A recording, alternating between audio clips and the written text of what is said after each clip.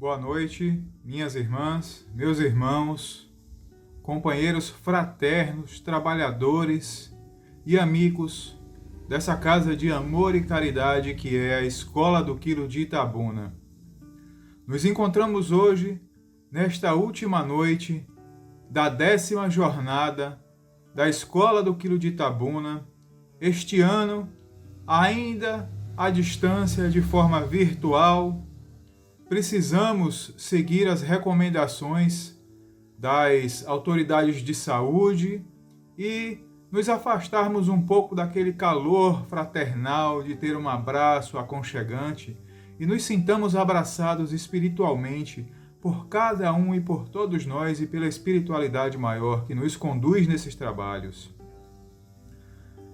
Queremos agradecer aos nossos irmãos do Instituto de Cultura Espírita de Itabuna, que nos proporcionaram durante todos esses 3 dias a oportunidade de experimentarmos o retorno de cada um de vocês que nos acompanham através do canal do YouTube do ICEI, agradecendo a eles e agradecendo aos nossos mentores e guias por nos permitir compartilhar essa dádiva que é o pão da vida eterna fornecido por nosso querido Mestre Jesus Cristo.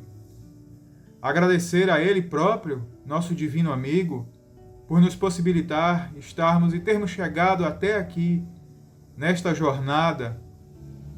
Agradecer pelo dom da vida, pelas oportunidades que recebemos a todo instante e que por vezes até mesmo não temos conhecimento delas. Agradecer a todos os irmãos trabalhadores e trabalhadoras dessa casa de amor e caridade que tem nos propiciado a bênção do esclarecimento espiritual através do Consolador prometido, o nosso Espiritismo, a doutrina espírita, a doutrina trazida pelos Espíritos por meio do nosso querido codificador Allan Kardec.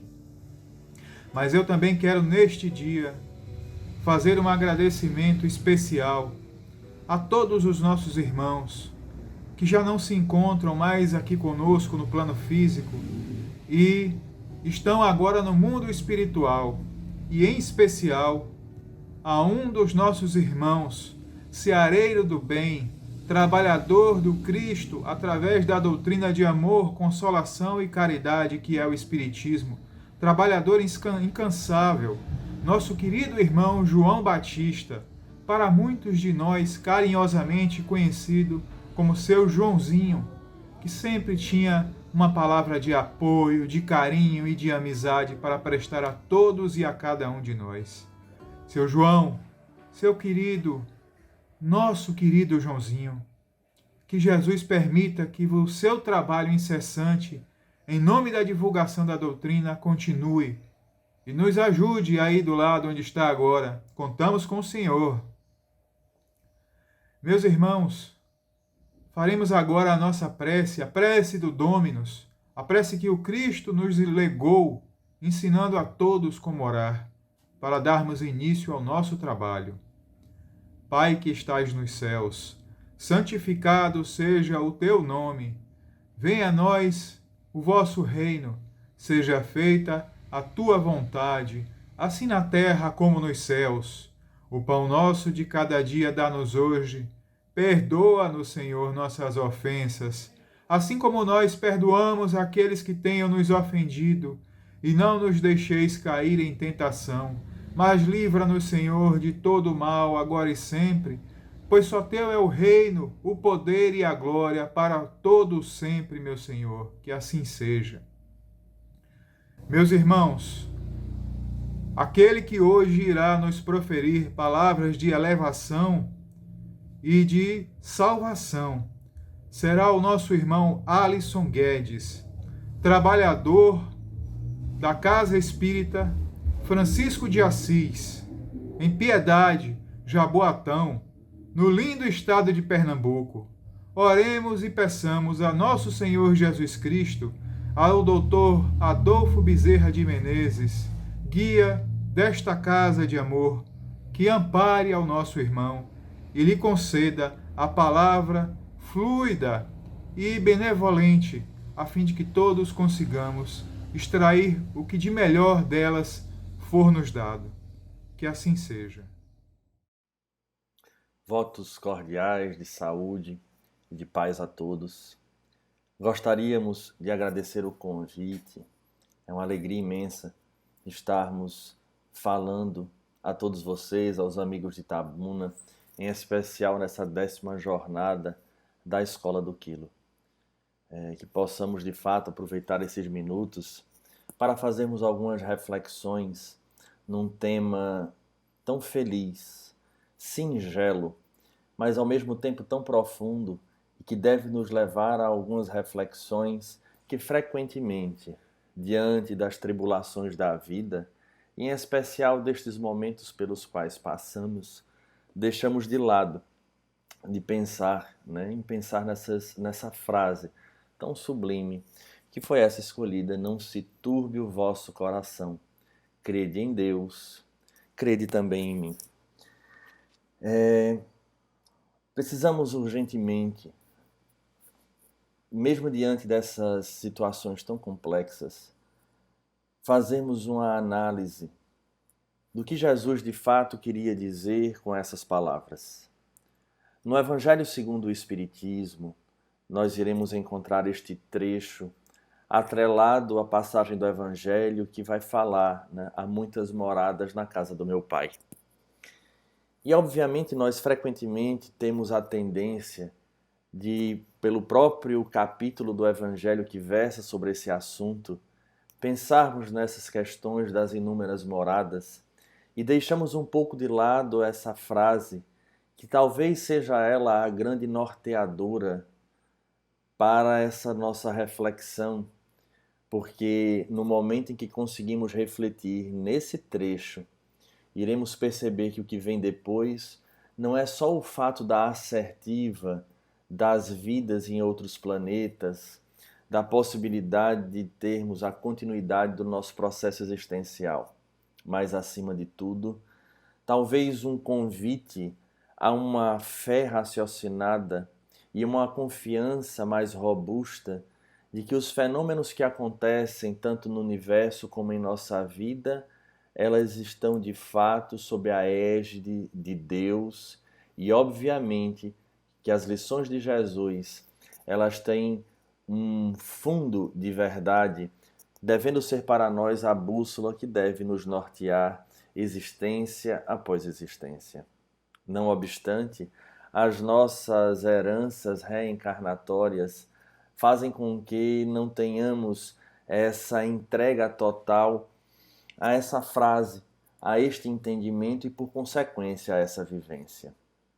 Devemos então olhar um pouco para trás e entender a nossa história. Como espírito imortal que somos, caminhando na estrada da evolução, para percebermos o quanto do homem velho ainda fala em nós, para que diante desses fatos, talvez surpreendentes, que nós não aguardamos, como aconteceu com a própria pandemia, e com as situações particulares que trazemos no dia a dia, venhamos a ter uma atitude distinta, diferente daquela que frequente temos quando o inconsciente que representa o nosso homem velho toma a frente, fazendo com que a gente reaja ao invés de agir.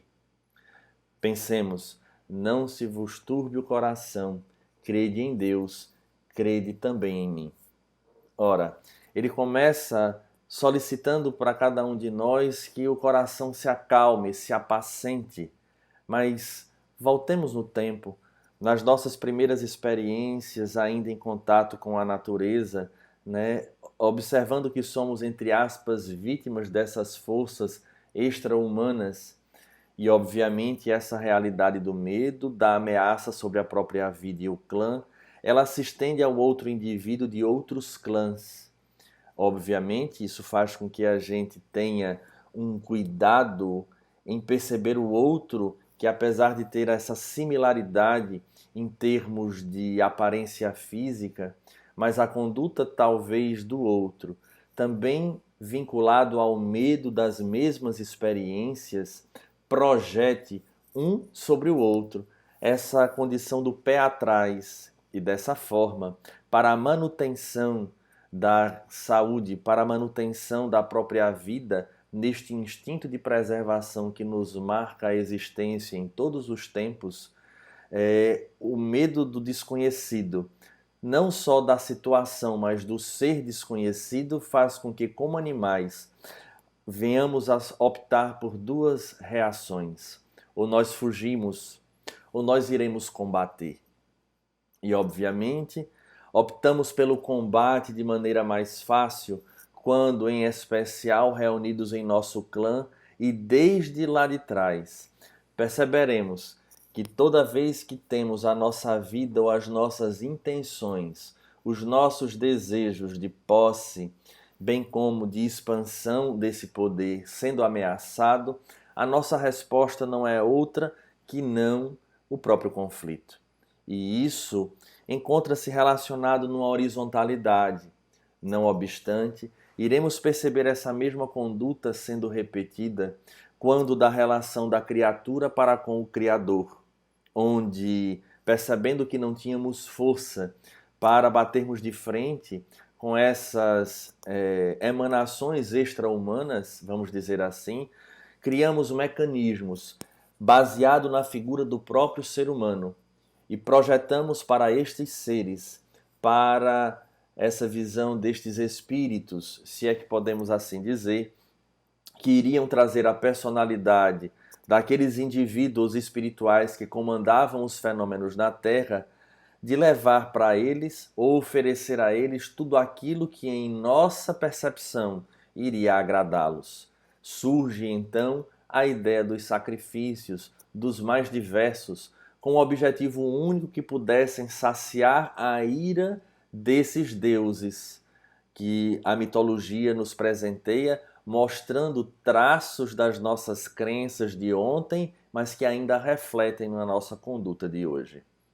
E aí teremos os sacrifícios, inclusive de pessoas, depois se transcende para a condição de animais e às vezes alimentos, no intuito de que, percebendo que o homem, ele normalmente se ira, vamos dizer assim, quando ele está com fome ou ele não é atendido em seus desejos, buscava-se então haver intermediários que tinham, entre aspas, a capacidade ou a obrigação de dizer qual seria o sacrifício para que aquele determinado Deus pudesse aplacar a sua ira e devolver em formas de bênção ou a condição de atingirmos as metas desejadas. Por isso a oferenda a essas figuras. Não obstante, essa realidade marca a nossa intimidade a tal ponto que nós iremos replicar através dos séculos, podemos dizer dos milênios, essa mesma condição.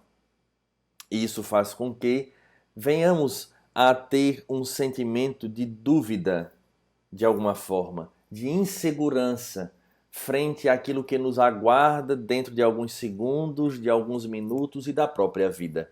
Porque criamos ao longo desse tempo a falsa ilusão de que nós temos algum controle. E quando percebemos que não temos, isso nos angustia, isso nos oprime o coração, os sentimentos, criando situações de angústia, de ansiedade, que em especial marcam a nossa sociedade de uma maneira tão gritante.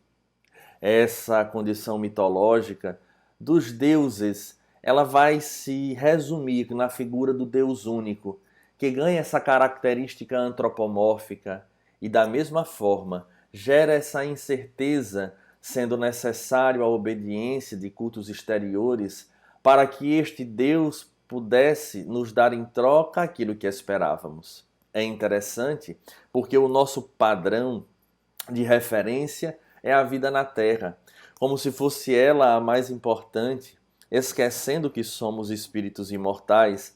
Obviamente, devemos guardar a proporção do tempo, porque afinal de contas estamos falando daquele período mosaico, em que agora Moisés apresentava leis que buscavam equilibrar a condição civil, bem como começar a descortinar a realidade do espírito para aqueles que ali transitavam.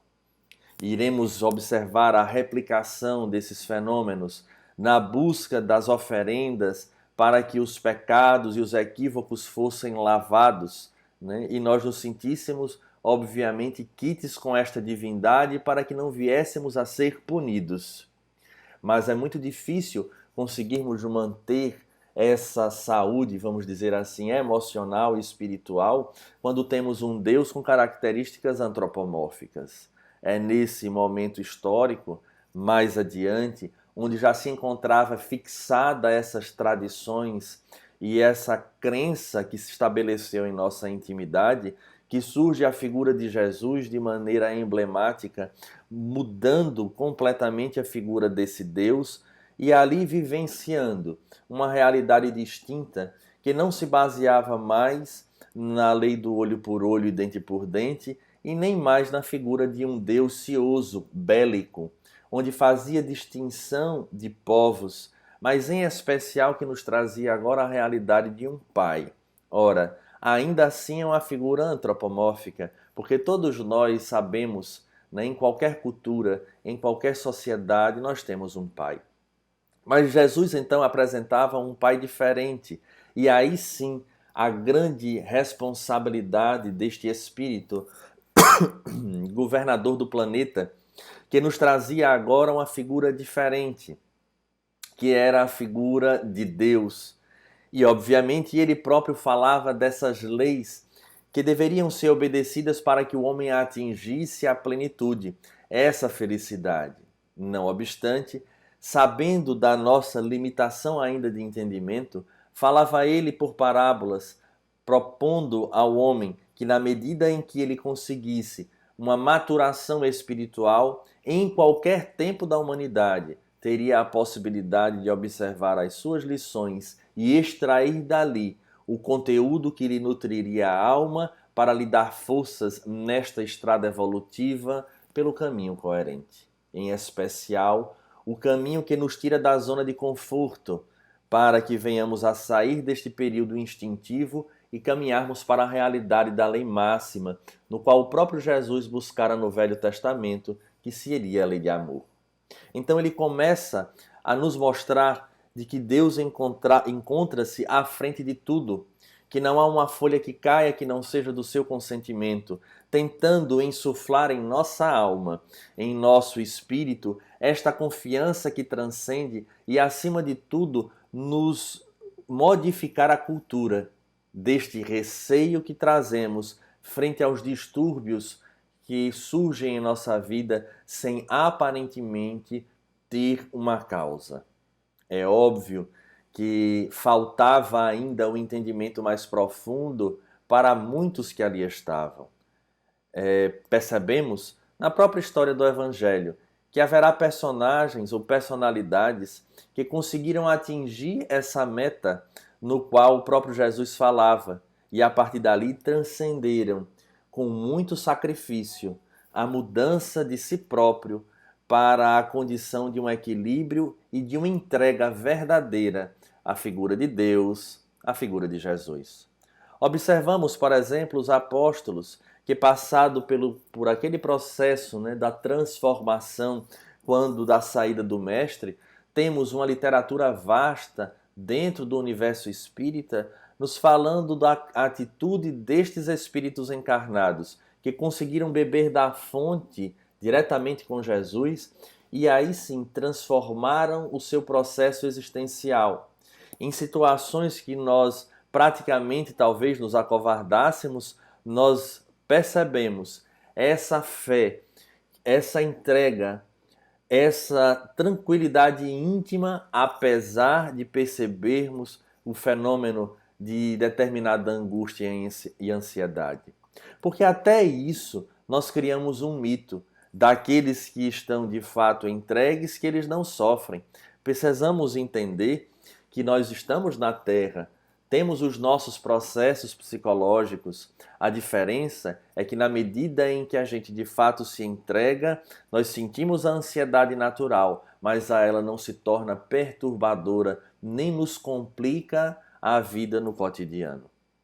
Então há uma diferença desse processo daqueles que têm uma ansiedade patológica, essa angústia que perturba e que deprime, daqueles outros que, de fato, acreditam em Deus, na lei, nesse equilíbrio que existe na lei de causa e efeito, bem como eleger as atitudes que Jesus exemplificou. Repetimos, gerando ansiedade natural no indivíduo, mas que prevalece essa consciência desperta de que tudo obedece a uma lei. E assim iremos perceber no Evangelho exemplos diversos que nos inspiram a todos nós quando mergulhamos na literatura espírita e vamos perceber, né, a realidade, o exemplo que eles nos trazem. E não são poucas as vezes que após determinadas leituras nós olhamos para nós próprios, talvez até com um pouco de vergonha, diante de dores que são bem menores do que aqueles. Mas o nosso próprio mecanismo de defesa do ego faz com que a gente diga, ah, mas era fulano de tal, como se nós diminuíssemos, né, a nossa capacidade e esquecemos o que o próprio Mestre Jesus havia nos dito, que nós temos condições de fazer tudo aquilo que ele fez e ir além. É óbvio que é um processo de aprendizado, mas para aprender é preciso refletir. Então observamos que Jesus vem de fato trazendo a realidade dessa divindade, não só mostrando a figura dele como Pai, mas acima de tudo exemplificando quanto a essas leis que regem o universo e que obviamente passam por consequência a reger as nossas vidas. Sabemos de todo o transitar da história, até o período peculiar em que surge, né, de maneira coletiva a quebra do silêncio dos túmulos, onde os espíritos agora se apresentam e foi convocado a figura peculiar, ímpar, do professor Rivaio, que nós iremos adotar desde então o nome de Allan Kardec, para percebermos esse avançar. E o que é que isso significa para nós em termos desta frase magnífica? Crede, não se vos turbe o vosso coração, crede em Deus, crede também em mim. Porque sem a chave da doutrina espírita, não é que não venhamos a compreender, nem serenar os nossos corações, mas passamos a ter uma ferramenta extra, onde podemos agora, utilizando-se da razão, que vai robustecer a fé, nos dar essa sustentação frente a esses períodos tão conturbados. E repetimos, não só num contexto coletivo, mas em especial nos nossos próprios desafios do cotidiano, seja no seio da família, seja no nosso próprio mundo íntimo, porque ao final perceberemos que de fato não é a condição do meio que nos atinge, mas é como nós lidamos com aquilo que o meio representa para cada um de nós.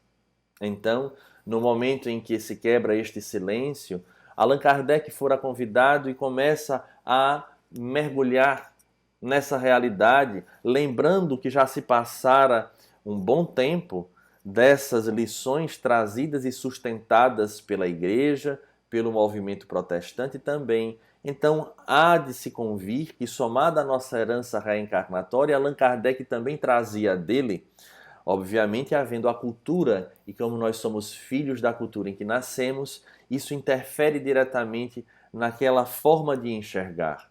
Cada um de nós traz essa realidade, nós trazemos o nosso código de conduta, e aí é onde mora, né, o grande desafio, onde reside a grande dificuldade, é nós sairmos da nossa forma de enxergar e da nossa forma de vivenciar as coisas e começarmos a adotar a forma crística de ser. Por isso, muitas vezes, diante de determinadas dificuldades que nós percebemos ou que chegam até nós buscamos justificar, acima de tudo, as nossas intempestividades. Quando o Evangelho, por exemplo, nos solicita, como essa própria frase, essa entrega, essa confiança.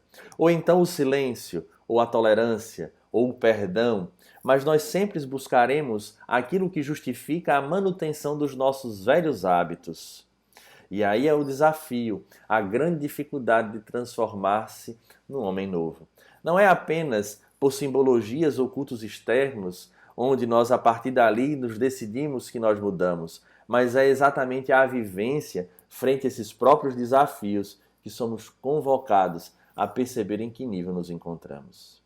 E é exatamente aí onde os espíritos começam a trazer a Allan Kardec a realidade que avança no termo do entendimento e, obviamente, quando avançamos no entender, a responsabilidade ela também cresce sobre os nossos ombros.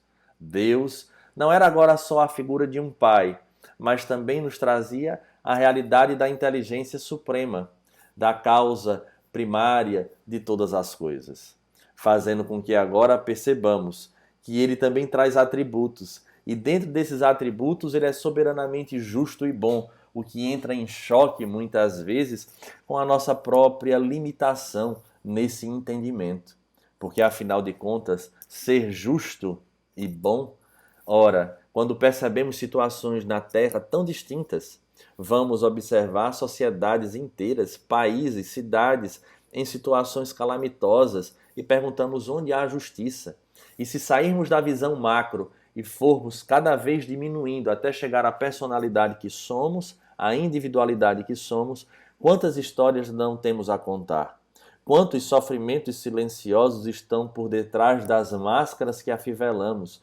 Cada um de nós tem uma história a contar, de um sofrimento, de uma lágrima derramada às escondidas, para que ninguém perceba, e tantas outras que não conseguimos esconder, das angústias, das dores, dos sofrimentos, conhecidos por muitos que nos cercam e que nós não temos como transferir porque elas são pessoais, e ainda assim buscarmos entender e enxergar este Deus como sendo soberanamente justo e acima de tudo bom. É complexa a realidade. Esse entendimento, de fato, ele passa quando nós enxergamos aquilo que os Espíritos dizem a Allan Kardec, que nós não pertencemos, nós não somos da Terra, nós estamos nela. Somos espíritos imortais como essência. Então, entrar e sair da existência é um fenômeno natural, mas, de fato, o que acontece é uma via de mão dupla do que o que fazemos na Terra, nesta escola, onde no processo da matrícula recebemos a nossa farda chamada corpo, utilizando do nosso livre-arbítrio, angariamos virtudes, angariamos consequências positivas ou negativas frente àquilo que elegemos. Então é nessa realidade, em especial da reencarnação, que Allan Kardec trará para nós, por conta do relato dos próprios espíritos, que nos fará agora refletir de uma maneira diferente.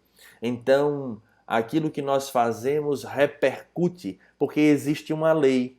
Ora, do mesmo jeito que existe a lei civil, que rege a vida de todos nós dentro de um contexto social, há leis que transcendem, que são aquelas leis voltadas para a moralidade do indivíduo.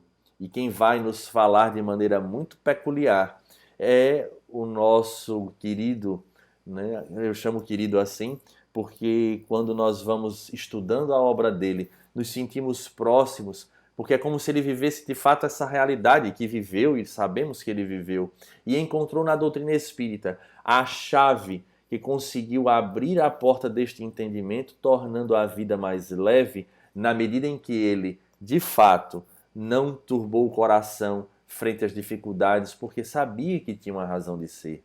Estamos falando da figura de Leon Denis, numa obra monumental chamada O Problema do Ser, do Destino e da Dor, onde ele vai nos falar dessa lei do destino, que faz com que venhamos a embasar o nosso entendimento e a partir dali atingirmos aquilo que Jesus nos disse nessa frase que foi escolhida para essa reflexão, nessa jornada. Não se vos turbe o vosso coração. De fato, não há motivos para essa situação de nós nos desesperarmos, mas acima de tudo para nos tranquilizarmos.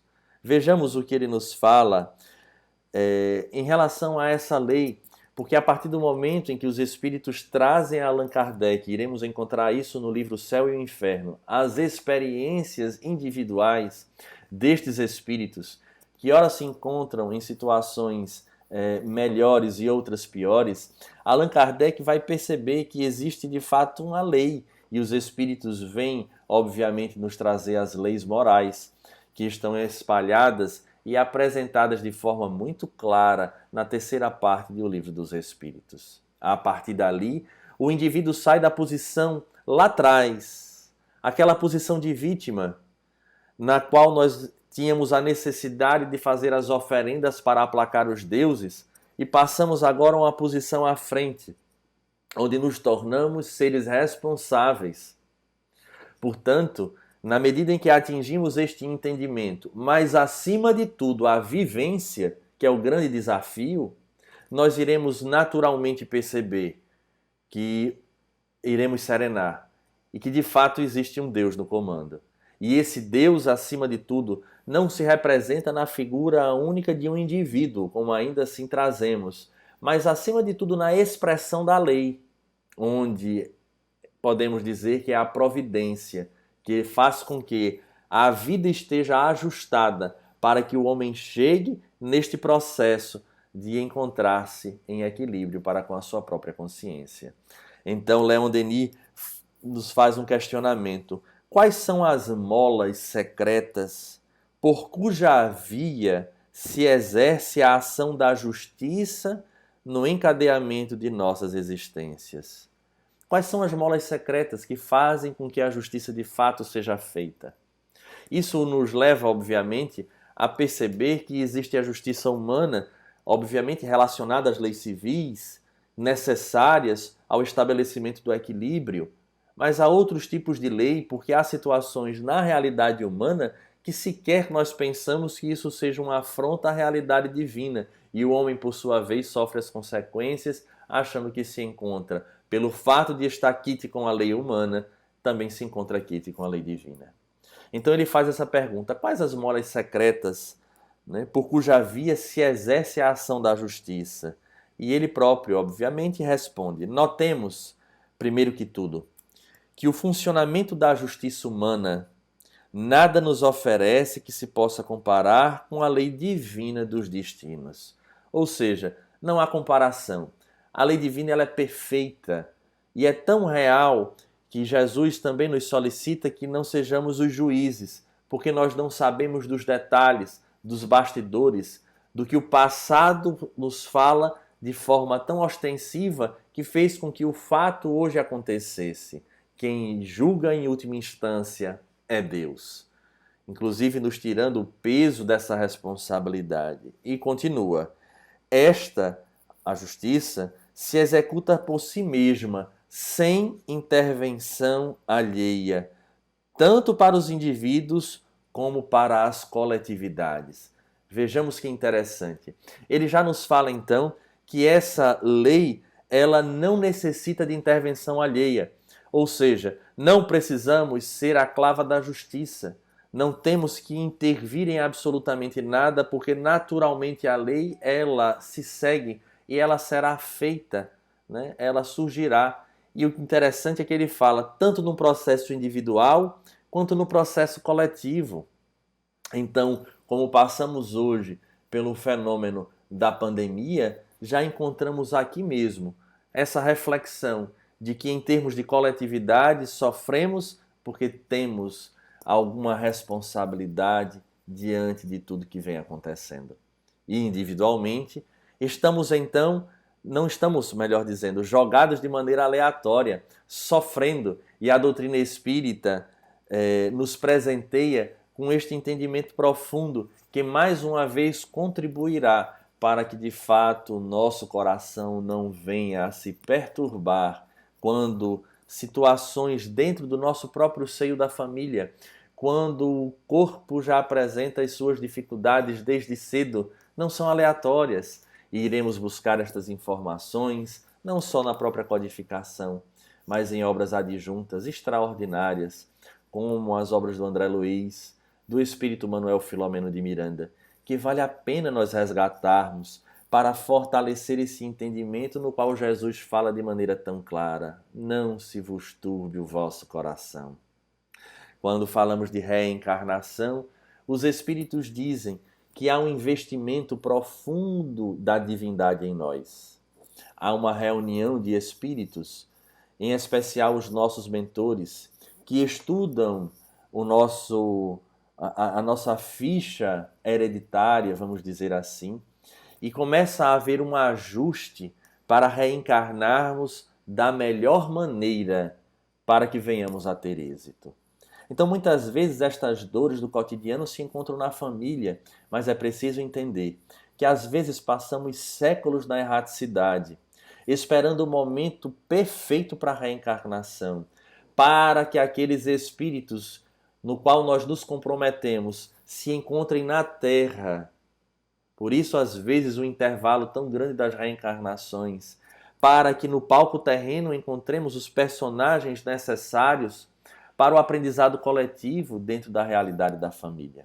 Não só isso, mas também tudo aquilo que fizemos ao nosso corpo, que aparentemente achamos que era inocente porque era só fruto da nossa vontade, ela irá repercutir no nosso processo reencarnatório. E isso, obviamente, já nos demonstra que existe um Deus, existem leis que expressam essa vontade divina, que do mesmo jeito que mantém o universo em equilíbrio, tudo é desenhado para que venhamos a encontrar no nosso processo reencarnatório os elementos que precisamos, que necessitamos para dar continuidade a essa nossa caminhada evolutiva. Então podemos afirmar de maneira muito clara, nós não temos aquilo que merecemos, mas acima de tudo o que nós necessitamos para voltarmos a ter a nossa consciência em paz. Portanto, não há motivo, desde já, só com este entendimento desse processo da reencarnação, para que venhamos a nos turbar o coração. Acredite em Deus, ou seja, acreditemos nessa realidade divina, nesta lei que orquestra da melhor maneira a nossa vida, a vida daqueles que nos cercam, lembrando que a cada ação essa consequência é fruto das nossas próprias escolhas. E o próprio Leon Denis vem nos falando, ele avança nesse entendimento e nos presenteia. Vejamos o que ele nos diz. Alegrias, afeições, períodos de descanso e felicidade alternarão no rosário das vidas, com as existências de luta, resgate e reparação. Vejamos a sabedoria. Não poderia ser só sofrimento, porque não teríamos condições, até mesmo de maneira orgânica. O que isso então nos leva a perceber que se hoje passamos por situações difíceis, é porque os nossos ombros têm condições de suportar. Porque há esse planejamento e haverá esse balancear desses fenômenos. Teremos momentos de alegrias, afeições e períodos de descanso, que serão alternados pelos períodos de luta, de reparação, de resgate. E ele continua, assim tudo é regulado, disposto com uma arte, uma ciência, uma bondade infinitas na obra providencial. Tudo é regulado, disposto com uma arte. Tudo é regulado. Não estamos jogados ao mar de maneira aleatória. A grande dificuldade que temos é porque nós fugimos à nossa responsabilidade. Nós soubemos optar e usar o livre-arbítrio, mas nós, quando temos a consequência, nós temos dificuldade em aceitar.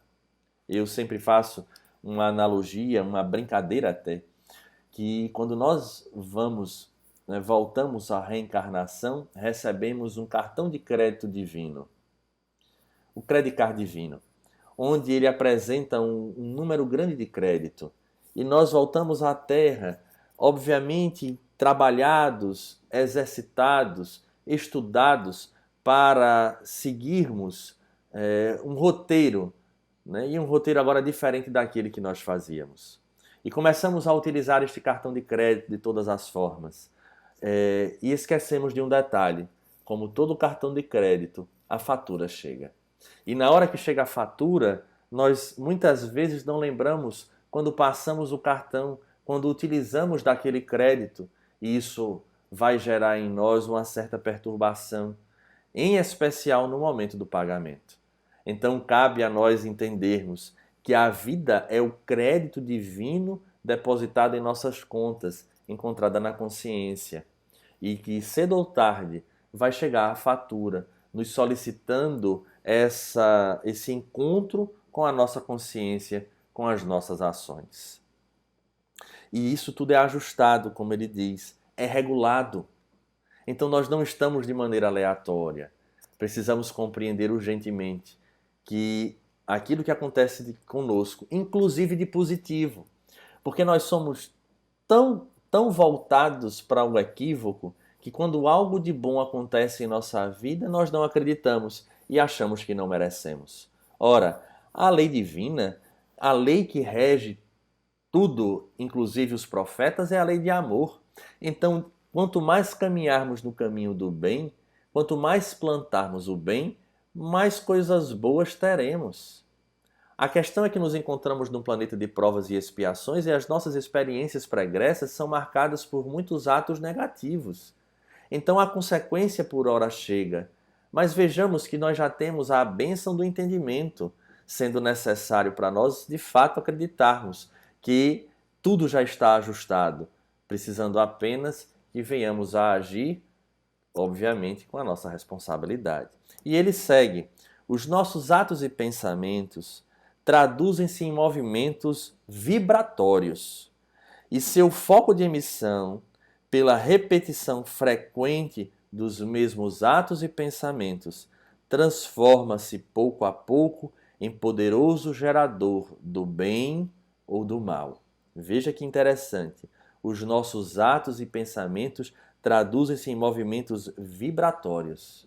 Então percebemos que quando a gente pensa e a gente age, estamos gerando movimentos vibratórios que pela repetição desses pensamentos, que pela repetição desses movimentos, desses atos, nós iremos gerar, pouco a pouco, o bem ou o mal em cada um de nós. Fomos gerados simples e ignorantes. Na mão do Criador, a nossa frequência é uma frequência divina, mas na medida em que pensamos e agimos, geramos o bem ou o mal em nós próprios e passamos a sentir as consequências dessas situações. Então, a responsabilidade de fato é nossa frente a tudo aquilo que se apresenta. Sendo assim, começamos a rever a frase: não se vos turbe o vosso coração. De fato, não temos por que nos preocuparmos, não temos por que alimentar a angústia, quando sabemos que tudo tem uma razão de ser e obedece a uma lei. Por isso ele diz: crede em Deus. E ele solicita, ele dá uma ordem: crede em Deus. Mas não é só na figura daquele Deus, mas acima de tudo na sua lei que se estabelece. Essa providência divina que não falha e que estamos passando por aquilo que necessitamos. Então, se o momento é de dor, que saibamos aprender com a dor, porque é ela que está nos tirando da zona de conforto, nos convidando a uma mudança de conduta. Não adianta nos colocarmos na posição de vítimas inveteradas da vida, como se tudo aquilo que acontece houvesse uma perseguição divina, entre aspas, ou dos próprios espíritos, até mesmo nos fenômenos de obsessão. Porque há pessoas que dizem: mas nós somos, frequentemente eu passo pelo processo da obsessão, mas esse fenômeno da obsessão, ele também não é injusto. Pelo contrário, ele nos convida a refletir sobre o que nós fizemos e também sobre o que estamos fazendo ainda em termos de pensamento e conduta. Porque, como nos fala Leon Denis, criamos uma vibração que faz com que haja esse vínculo do espírito. Então não se vos turbe o vosso coração, crede em Deus, tudo se encontra na posição e na forma que deve estar, de acordo com a atitude que estamos tomando. Então é óbvio que nós precisamos mudar se queremos um resultado diferente. E é nesse momento em que Jesus completa a frase e diz: e também em mim. Porque Jesus agora é o modelo da mudança. É Ele a referência. É fácil? Nunca foi. É tão real que nunca foi que nós nos encontramos aqui na Terra ainda, repetindo as experiências, porque buscamos manter as nossas atitudes mentais e comportamentais. frente àquilo que Jesus nos convoca e, acima de tudo, que ele exemplificou. Então, crer em Deus. Ou seja, a lei de causa e efeito, ela é verdadeira. Crede em Deus. Observa o universo que se encontra em harmonia. A lei, ela se estabelece. Os animais não têm o livre-arbítrio como nós temos, ele obedece a esse influxo magnético divino e eles não se perdem. Mas o homem, por sua vez, que tem o livre-arbítrio, ele passa a, de alguma forma, entrar em choque com a lei divina. E ele elege para si aquilo que ele acredita ser melhor. E nós fazemos isso cotidianamente. Por isso Jesus completa: crede também em mim. Ou seja, ama, perdoa, trabalha, modifica o universo íntimo que a própria realidade modifica. Então, é uma mensagem de esperança, mas também uma mensagem e um chamado de atenção para que possamos tomar as rédeas da nossa vida e mudar pouco a pouco, porque a natureza não dá saltos, nem nos culpando e nos punindo pelas nossas quedas, mas também não nos colocando na condição de cúmplices dessas quedas, mas mantendo uma meta firme, né? E entendendo que tudo tem um tempo, mas que esse tempo também, quem faz somos nós. É uma alegria, repetimos, foi uma felicidade receber o convite. Nós fazemos votos sinceros de saúde e paz e que possamos, de fato, mesmo na correria do cotidiano, mesmo diante de situações que nos atingem, refletirmos nesta frase poética: não se turbe o vosso coração. Crede em Deus, crede também em mim. A todos, um grande abraço. E assim, minhas irmãs, meus irmãos, é que chegamos ao final dessa nossa 10ª jornada espírita da Escola do Quilo de Itabuna, este ano com o proveitoso e bem colocado tema: não se turbe o vosso coração, credes em Deus, credes também em mim. E o quanto nós precisamos crer no Mestre Divino durante esse momento difícil que estamos passando, todos e cada um de nós, uns talvez mais, outros menos, mas cada um com a sua própria pedra no sapato, carregando a sua própria cruz e tendo a certeza de que precisamos cada vez mais dos ensinos trazidos por nosso Senhor Jesus Cristo e esclarecido pela doutrina dos Espíritos, para nos desvencilharmos de toda a turbação que se tenta apossar dos nossos espíritos. Que nós possamos utilizar o consolo que foi prometido por Jesus, a doutrina dos Espíritos, codificada por nosso irmão Allan Kardec, para cada vez mais seguirmos esperançosamente o caminho real da luz e fazermos com que brilhe a nossa luz. Eu sei, é triste termos acabado já esses momentos de pão espiritual, de banquete verdadeiramente espiritual e benfazejo, que foi a nossa 10ª jornada da Escola do Quilo de Itabuna. Mas não se turbe também o vosso coração, pois ano que vem, com fé em nosso Senhor Jesus Cristo, teremos mais. Dessa forma, agradecemos a todos e a todas que compartilharam conosco um pouquinho que tenha sido desses dias de alegria e de elevação. E agradecemos a nosso Senhor Jesus Cristo e a toda a espiritualidade que sempre tem nos auxiliado. Que Jesus nos abençoe a todos e até o próximo ano, com a fé em Deus, nosso Pai eterno. Que assim seja.